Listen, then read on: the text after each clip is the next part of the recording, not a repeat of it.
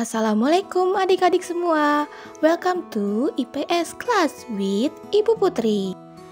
Hari ini kita akan belajar mengenai interaksi sosial, yang dimana tujuan pembelajaran hari ini kalian dapat menjelaskan pengertian interaksi sosial, syarat dan bentuknya. Kalian perlu tahu nih bahwa manusia dianggap sebagai makhluk sosial karena dalam kehidupan sehari-hari manusia senantiasa terlibat interaksi sosial. Yang dimana interaksi sosial memiliki arti hubungan-hubungan sosial yang dinamis menyangkut hubungan antar perorangan, antar kelompok dan kelompok manusia atau antar perorangan dan kelompok manusia. Interaksi sosial menyebabkan individu atau kelompok saling memengaruhi. Interaksi sosial manusia sebagai makhluk sosial terjadi sejak lahir. Ketika kita lahir ke dunia, kita tumbuh dan belajar di lingkungan keluarga hingga beranjak remaja dan dewasa. Sehingga interaksi sosial sangat pasti dan sangat penting dilakukan oleh makhluk sosial atau manusia. Lalu, ada syarat-syarat terjadinya interaksi sosial. Syarat terjadinya interaksi sosial adalah adanya kontak sosial dan komunikasi. Kita akan membahas yang pertama, yaitu kontak sosial. Kontak sosial dapat terjadi baik secara langsung maupun tidak langsung. Contoh kontak sosial secara langsung yaitu bertemu di tempat yang sama, kemudian saling bertukar cerita. Sedangkan kontak sosial secara tidak langsung terjadi melalui media perantara seperti via telepon atau media sosial. Dan syarat yang kedua yaitu komunikasi. Komunikasi merupakan proses penyampaian dan penerimaan pesan yang dapat berupa ide dari satu pihak ke pihak lain. Proses komunikasi dapat dibedakan menjadi dua bentuk, yaitu verbal dan non-verbal. Komunikasi verbal menggunakan lisan dan tulisan, sedangkan komunikasi non-verbal menggunakan simbol-simbol, misalnya berupa gestur, tubuh, dan bahasa isyarat. Contohnya, berbincang dengan teman atau bertukar kabar melalui media sosial.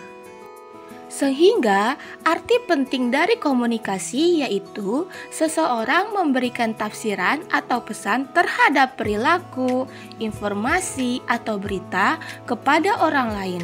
Penerima pesan kemudian memberikan reaksi terhadap perilaku, informasi, atau berita tersebut. Selanjutnya, ada bentuk-bentuk interaksi sosial. Interaksi sosial dapat dikelompokkan ke dalam dua bentuk, yaitu asosiatif dan disosiatif. Interaksi sosial asosiatif mengarah pada persatuan, sedangkan interaksi sosial disosiatif mengarah pada perpecahan. Interaksi sosial asosiatif yang mengarah pada persatuan memiliki beberapa jenis. Yang pertama ada kerjasama. Kerjasama ini merupakan usaha yang dilakukan beberapa orang untuk mencapai tujuan bersama. Dengan kerjasama, masyarakat akan saling mendukung, bersinergi, dan membantu.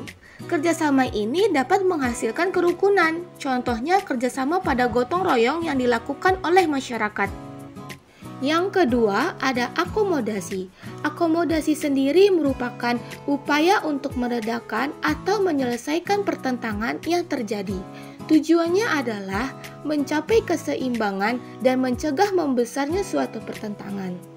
Contohnya dapat dilihat pada gambar, yaitu mediasi oleh ketua RT, yang dimana seorang ketua RT ini sedang melakukan mediasi karena perselisihan antara warga yang ingin membangun usaha peternakan ayam dengan warga yang menolak adanya peternakan ayam di dekat desa mereka. Dan yang ketiga, akulturasi. Akulturasi ini merupakan perpaduan dua kebudayaan berbeda dan menjadi satu kesatuan baru, tetapi kebudayaan asli dari kelompok tersebut masih ada. Contohnya pada bangunan masjid yang ada di gambar, di mana masjid dibangun dengan perpaduan dua kebudayaan yaitu Islam dan Hindu-Buddha. dan tidak menghilangkan salah satu kebudayaan tersebut, sehingga kebudayaan asli dari kelompok tersebut masih ada. Bentuk interaksi sosial yang kedua ada interaksi sosial disosiatif. Interaksi sosial disosiatif merupakan interaksi sosial yang mengarah pada perpecahan suatu kelompok. Bentuk-bentuk dari interaksi sosial disosiatif meliputi yang pertama ada persaingan. Persaingan ini merupakan usaha untuk memperlihatkan keunggulan masing-masing. Upaya ini dilakukan untuk mencapai tujuan tertentu tanpa menggunakan ancaman dan kekerasan. Contohnya, persaingan antar tim sepak bola dalam memenangi pertandingan sepak bola. Yang kedua ada kontravensi. Kontravensi sendiri merupakan ketidakpercayaan dan ketidaksukaan terhadap pihak lain sehingga menimbulkan perasaan tidak suka yang disembunyikan.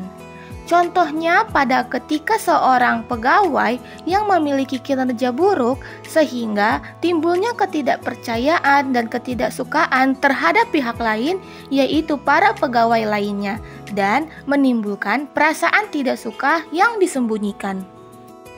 Dan yang ketiga, adanya pertentangan. Pertentangan merupakan usaha yang bertujuan menyingkirkan lawan. Biasanya disertai kekerasan dan ancaman. Contohnya yang masih terjadi saat ini yaitu negara Palestina dan negara Israel. Yang dimana Israel ingin menyingkirkan lawannya yaitu Palestina dengan disertai kekerasan dan ancaman.